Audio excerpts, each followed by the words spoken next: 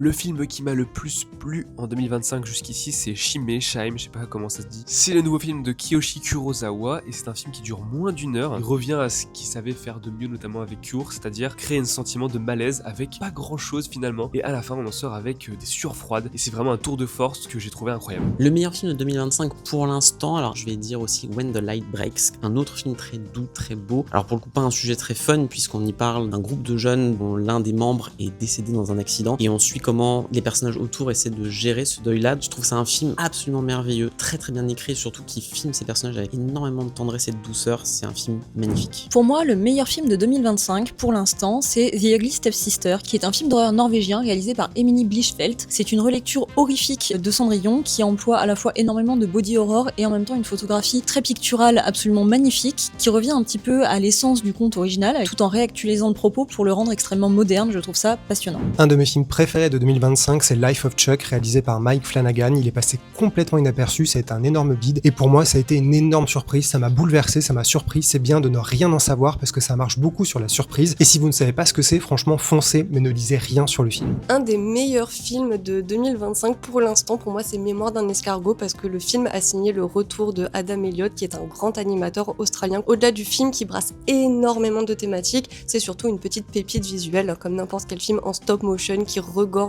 de détails au niveau des décors, des personnages, des caractères design. C'est tout simplement une prouesse visuelle.